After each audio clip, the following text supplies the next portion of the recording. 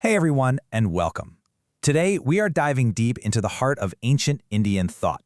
We're going to explore what's known as the Shad Darshan, the 6 incredible orthodox schools of Indian philosophy. But before we get into all the names and concepts, let's just start with a really big question, one that I'm sure we've all asked ourselves. What is the ultimate goal of life? I mean, really, what's the point of it all? It's a huge question, right?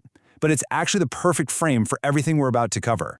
Because what's so amazing is that all 6 of these ancient schools, even with their totally different approaches, they all agree on the final destination. The common goal is to get rid of ignorance and all the pain and suffering that comes with it, and to finally reach a state of freedom, perfection, and, well, eternal bliss. Think of that as the city we're all trying to get to. Now, the Sanskrit word for philosophy they use is darshana, which I think is just beautiful. It literally means a vision or a way of seeing. So we're not talking about one single rigid belief system. We're talking about 6 completely unique perspectives on how to see reality and how to reach that ultimate goal. So here's our game plan for today. We'll start with this idea of 6 paths leading to one goal.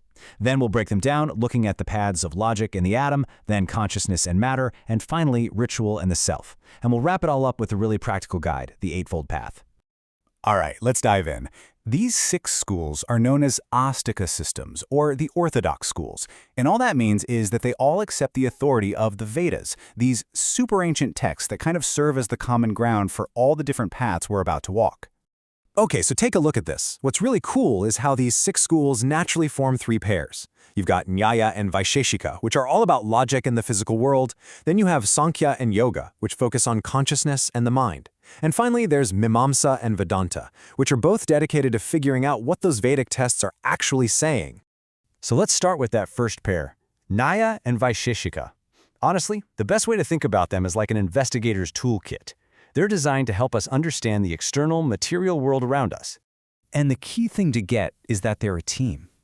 Nyaya, which comes from the sage Gautama, gives us the method. It's the science of reasoning. It literally teaches us how to think clearly and logically. Then, Vaisheshika, from the sage Kanada, gives us the subject. It's all about physics, proposing this ancient atomic theory to explain what the world is actually made of. See? One gives you the logic, the other gives you the physics. Now let's move on to our next pair. If that first set was about the outer world, Sankhya and Yoga are like a psychologist's guidebook to our inner world. They're all about exploring the mysterious relationship between our consciousness and the material stuff of our bodies and minds.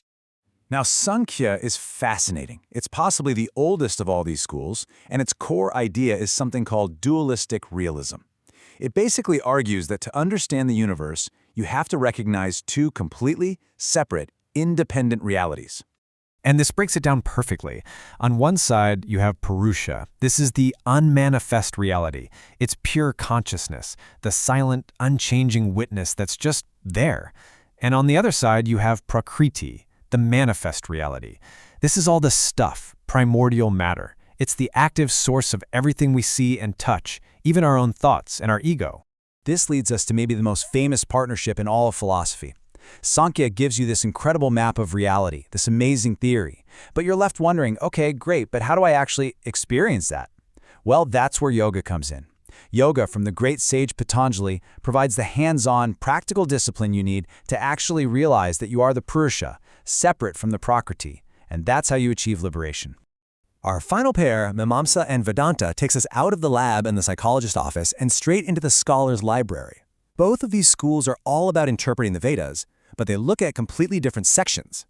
So think of it this way. Mimamsa looks at the earlier parts of the Vedas and is all about karma. That means action, ritual, and your duty to live a righteous life. It's very practical. Vedanta, on the other hand, focuses on the later, more philosophical parts, the Upanishads. It's all about seeking jnana, or knowledge. Its whole goal is to understand the true nature of yourself and how you connect to ultimate reality. We just mentioned how yoga provides the practice for Sankhya's theory, so I think it's worth taking a closer look at what that practice actually is. The yoga school gives us this incredibly clear, step-by-step method for mastering the mind, and it's called the Eightfold Path. This is the famous Ashtanga Yoga of Patanjali, and you can see how it's designed as a complete system that moves from the outside in.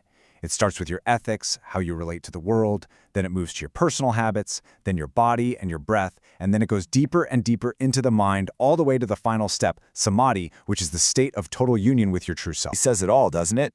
The paths might look completely different. One is based on logic, another on meditation, another on studying texts, but they are all roads leading to the exact same city, the end of ignorance and the beginning of true freedom. So, we've laid out the map. We've looked at the different roads, and we know the final destination. The only question left is for you. Your journey has now officially begun. Which path are you going to explore first?